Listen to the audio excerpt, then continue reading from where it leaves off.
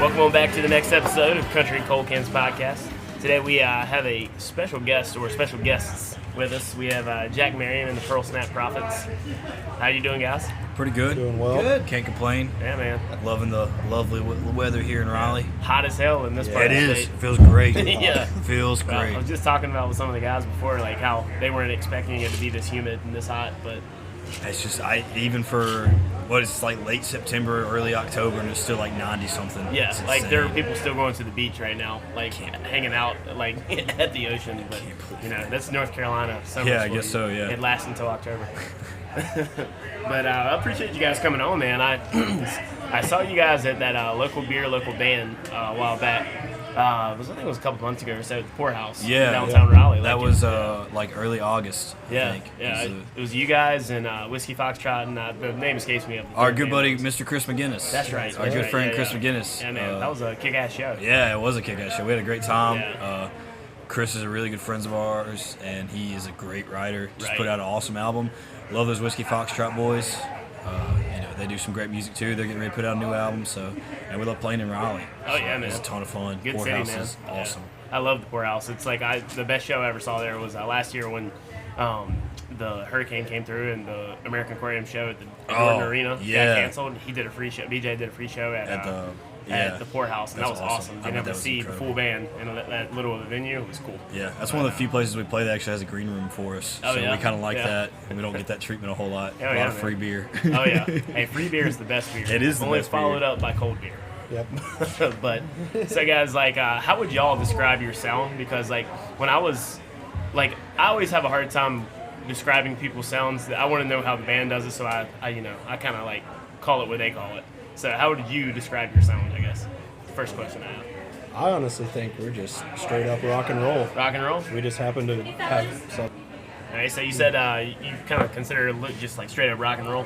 Yeah, I think we're mostly just following the rock and roll path. We just happen to have Southern members, so yeah. Or anything we say. So I guess you kinda could say sounds Southern like. rock. But Yeah, I don't think we really fit anywhere. I think we're a little bit country, a little bit rock and roll. We're kind of like Donnie Marie, right.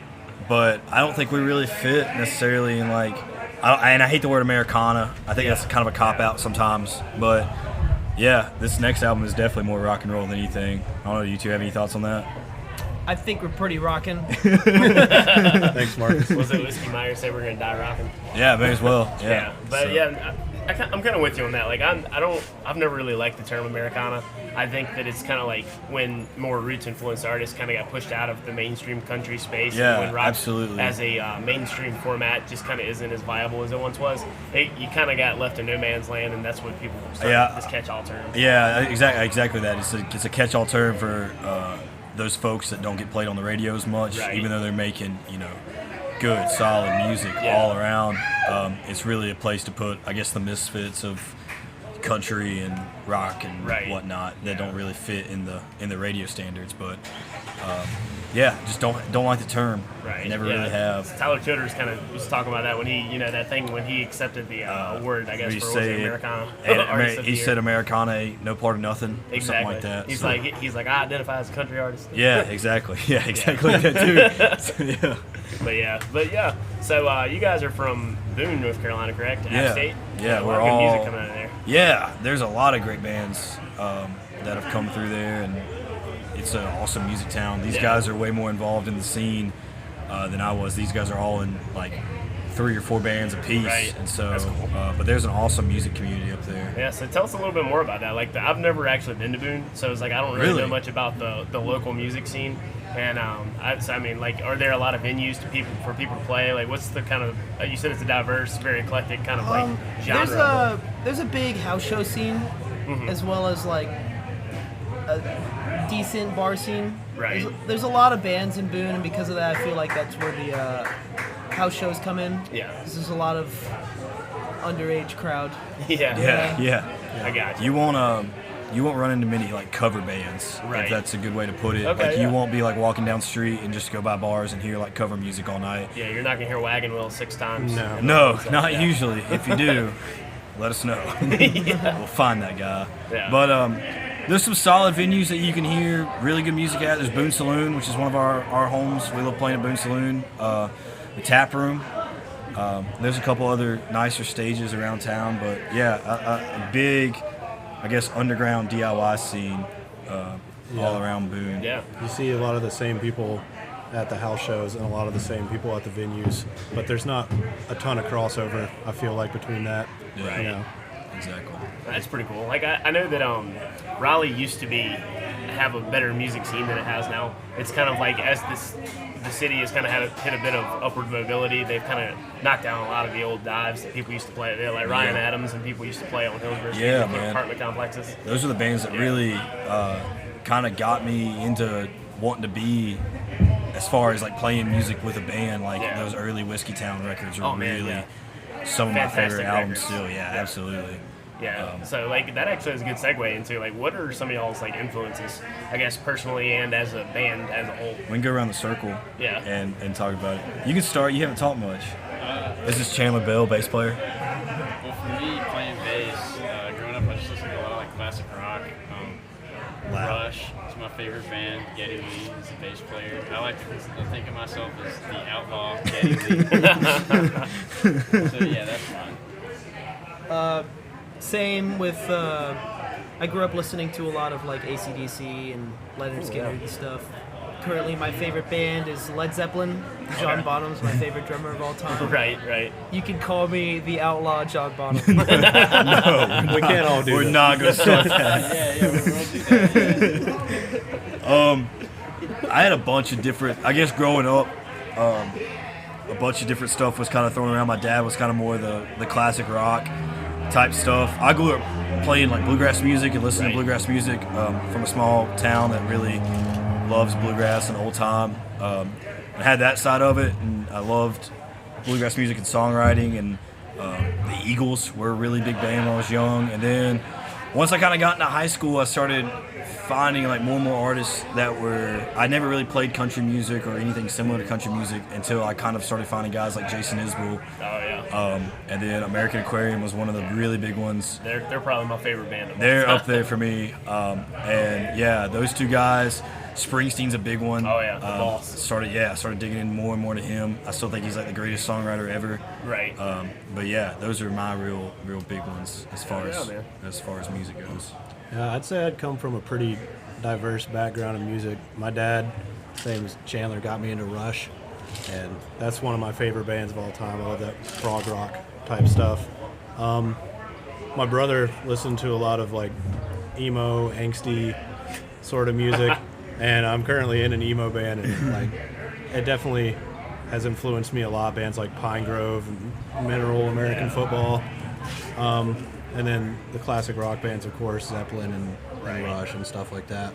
It's funny, like every time somebody mentions Rush, it makes me think of that movie with Paul Rudd and Jason Segel. Oh yeah. Slapping the bass. Yeah, slapping the bass. And I think that's kind of like the cool part of like playing with these boys is that, you know, none of them have ever really played in anything we're close, I guess, to a country band. Right. And so we're just bringing all these different tastes to the table, and I think it makes for a pretty unique sound. Yeah. I hope.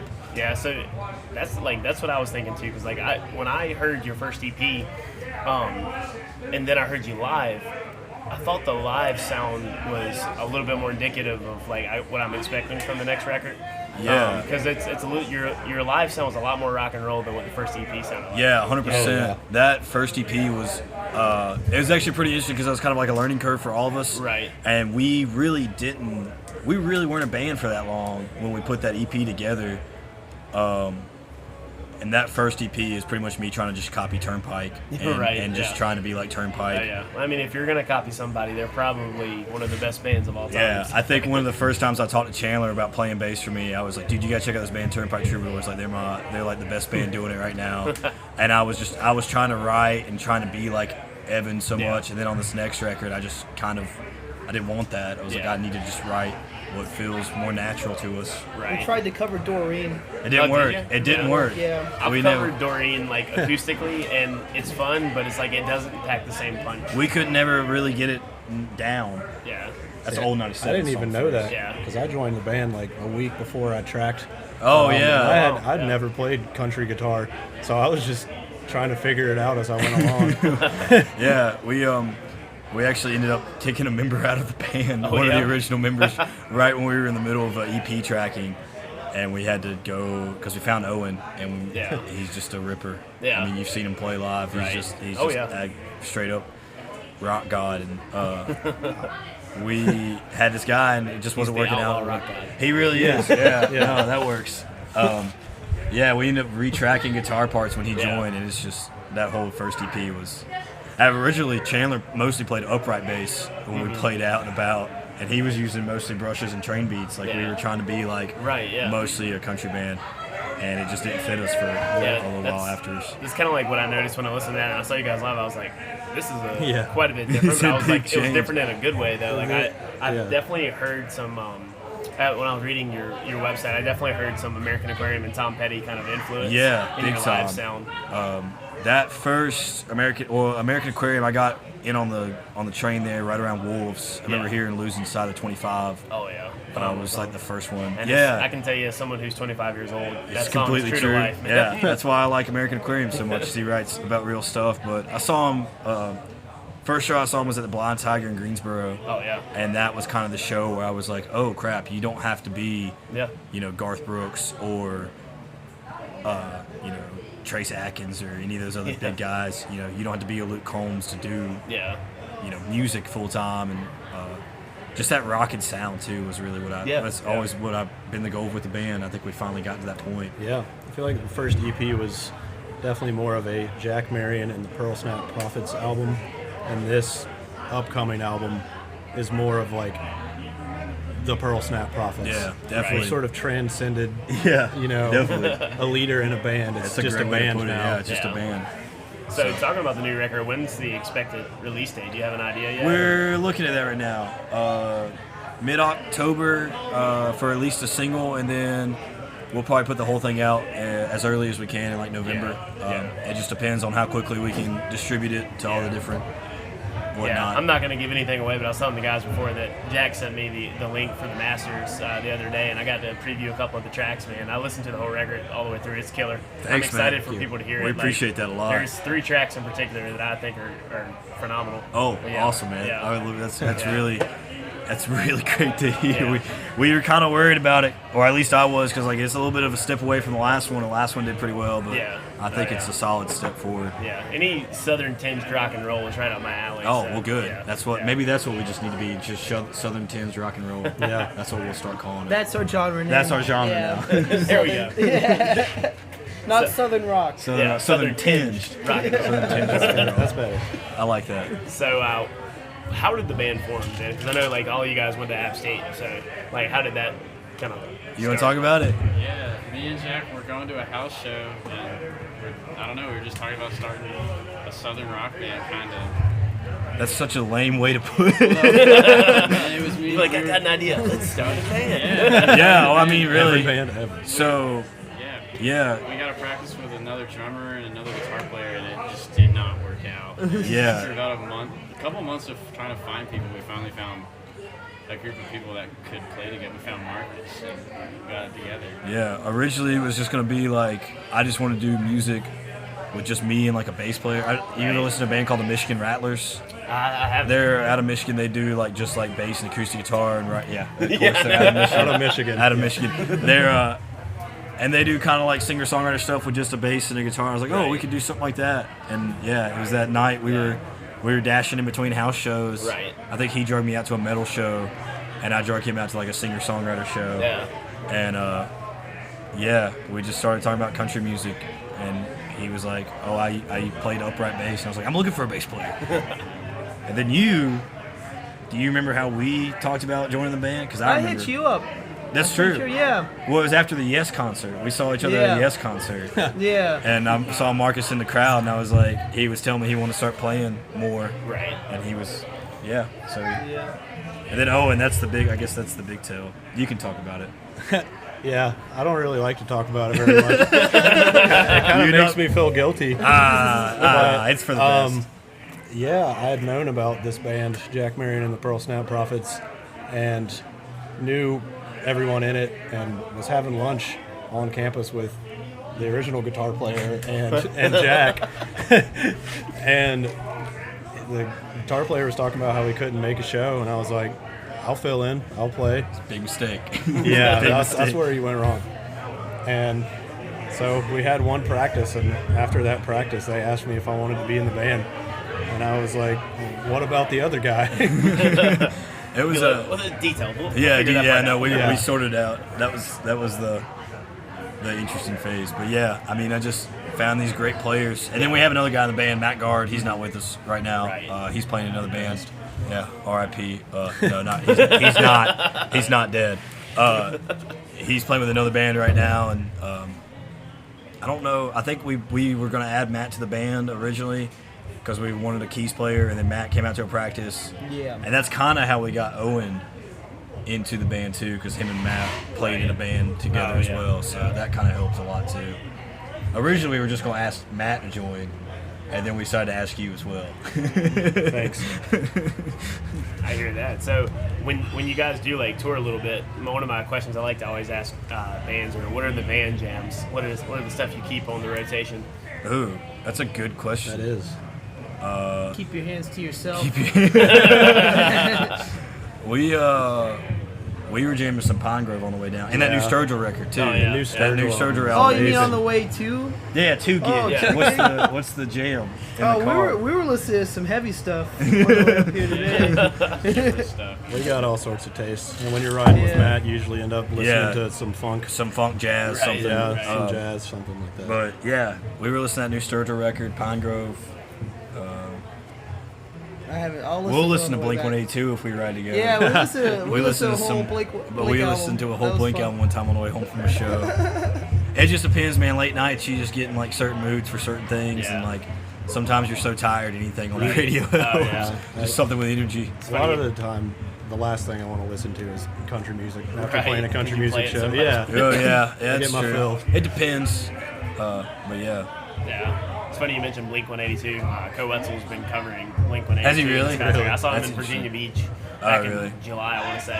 That's He was awesome. covering. I bet that was an awesome show. Yeah. He seems it was high good. energy. Like, yeah, if you guys get a chance to see him, like, it's one rowdy show. I bet. It's not one to take your girlfriend to, but it's a rowdy show. It's a good time. But so one thing that I'm always like very interested in when I'm talking to artists that like, especially ones that are in bands and tour instead of just like hanging around Raleigh and everything. So like I've been writing for since college, so probably about 5 or 6 years now, and like so I'm fascinated by the songwriting process that bands have. Do y'all do a lot of co-writing, or is it like solo writing and then you find the arrangements, or how does that work for your band?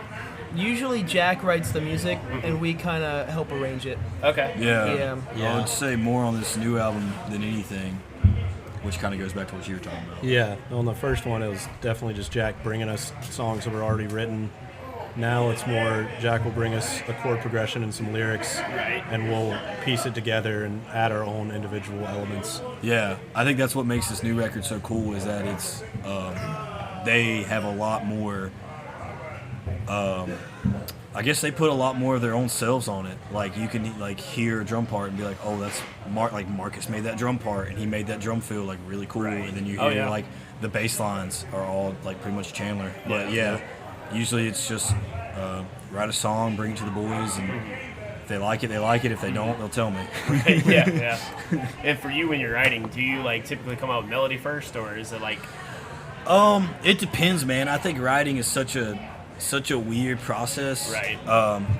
I think it is pretty spiritual. Usually, I agree with that. I can't. I'm really bad at about making myself sit down and write. Although I know like I need to like.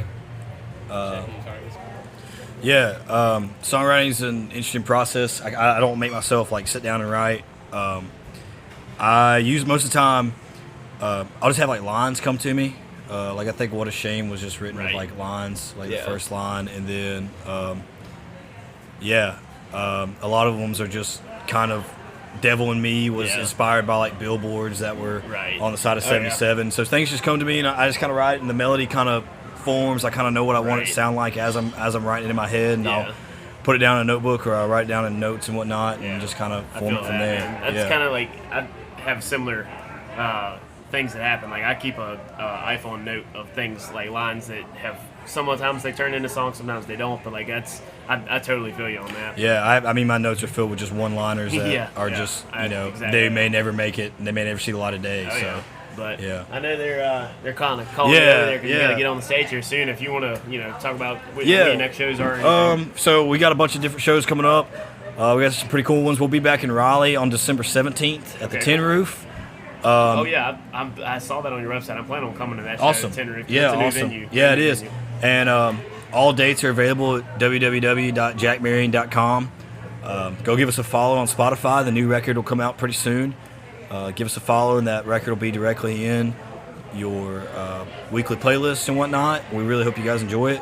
Other than that, buy merch, come to shows, come see us sometime. Hell yeah, So- brother. I appreciate y'all coming on, man. Yeah, man, thanks for having us. Yeah, we man. really appreciate it. It's awesome. Yeah, that'll be this episode of the Country and Cold Cans podcast. We'll see you next time.